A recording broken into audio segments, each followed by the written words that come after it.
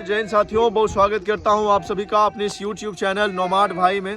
साथियों, जैसा कि आप सभी को पता है, हम अपने इस YouTube चैनल नोमाड भाई के जरिए आप सभी को SIS सिक्योरिटी कंपनी से रिलेटेड ढेर सारी जानकारियां साझा करते रहते हैं। हमने आपको GTOs की वीडियोस दिए, GTS की वीडियो दिए, लेकिन GTS की वीडियोस कुछ कम थे। बहुत सारे साथियों ने मुझे ये कमेंट किया, हमसे ये पूछा कि सर आप GTOs के बारे में ज़्यादा फोकस करते हैं, GTS की वीडियोज़ नहीं बनाते हैं। तो भाई इसी कड़ी में आज हम आपको GTS की ढेर सारी जानकारियाँ देने वाले हैं। अभी हमारे पीछे जो ऑफिसर्स खड़े हैं ये GTS कैडर के ऑफिसर हैं और अभी हम इनसे जानेंगे कि इन्होंने GTS के बारे में कैसे जानकारी प्राप्त करी, क्या क्या प्रोसेस हुआ, यहाँ पे कैसे आए, ट्रेनिंग कैसी रही और पोस्टिंग में कैसे जाने वाले हैं। GTS के अंदर कौन कौन सा डिपार्टमेंट में जॉब मिलती है, इन सारी चीज़ों के बारे में जानकारी लेंगे। जैसे कि आप GTS में आते हैं तो आपको TO की जॉब मिलती है, आपको अकाउंटेंट की जॉब मिलती है, आपको सीनियर सुपरवाइज़र SI की जॉब मिलती है ना, आपको रिक्रूटमेंट ऑफिसर की जॉब मिलती है, आपको ट्रेनिंग ऑफिसर और कई प्रकार की इसमें जॉब अवेलेबल्स होती हैं। तो आइए हम बातचीत करते हैं इनसे और इन्हीं से जानते हैं क्या प्रोसेस रहा और इनका ट्रेनिंग शेड्यूल कैसा था, कैसा महसूस करते हैं, बात करते हैं। आइए, तो सबसे पहले हम शुरुआत करेंगे राहुल से। राहुल, सबसे पहले जय हिंद सर। जय हिंद।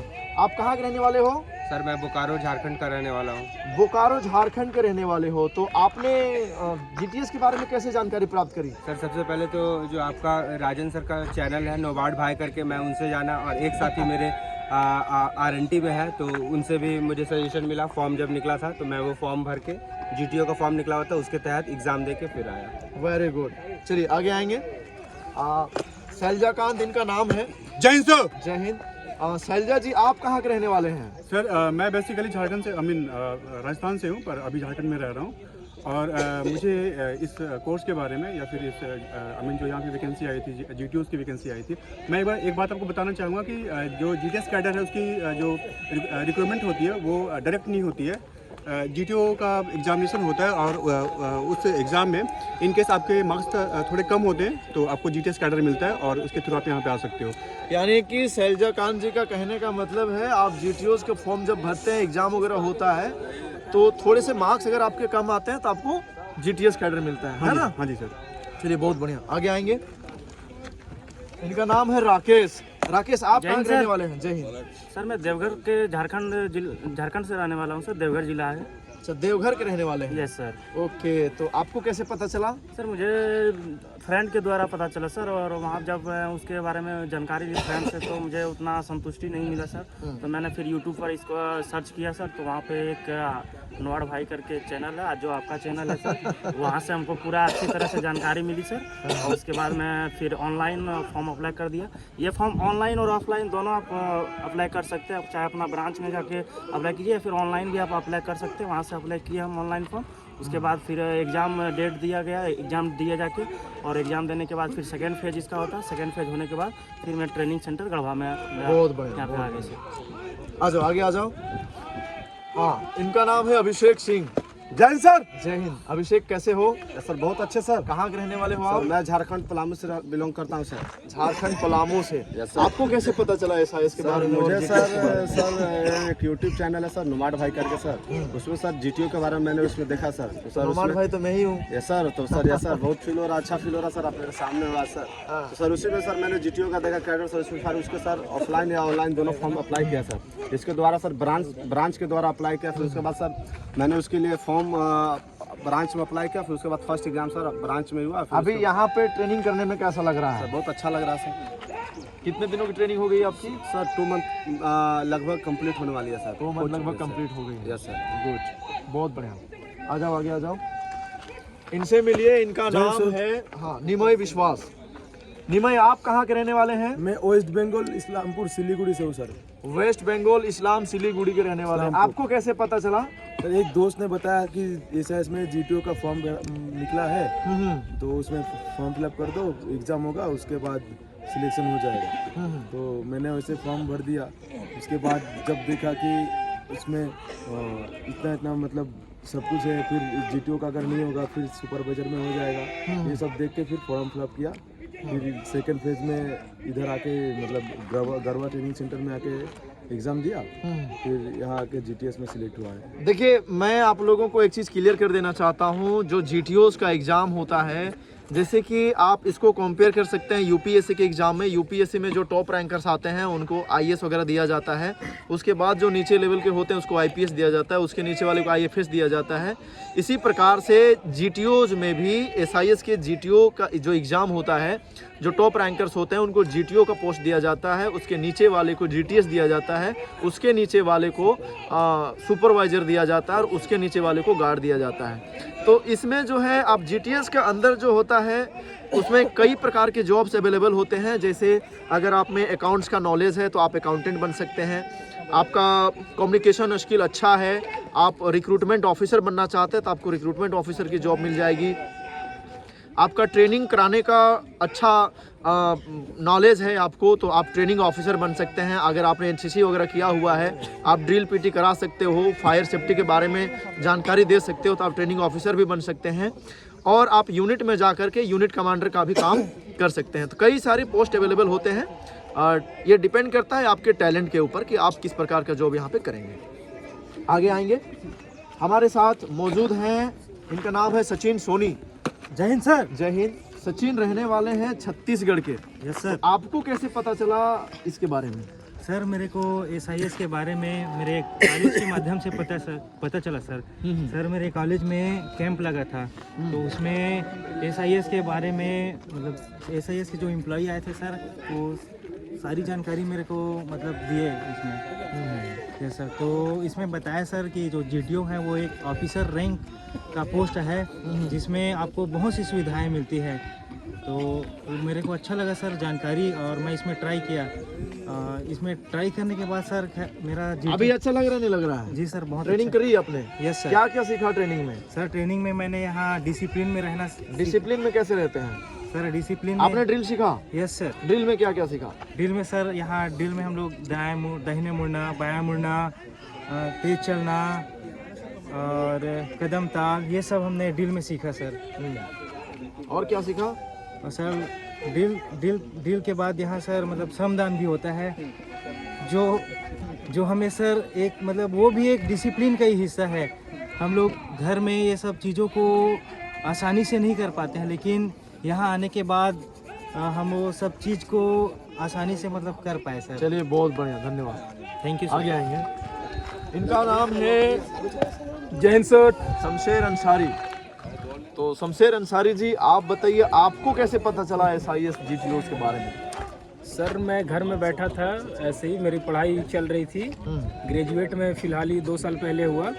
मेरी पढ़ाई चल रही थी, मैं सर यूट्यूब छेड़ रहा था। यूट्यूब छेड़ने के दौरान सर आप ही का एक चैनल आया नोमाड भाई करके, उसमें मैंने देखा कि GTO का वैकेंसी निकला हुआ है।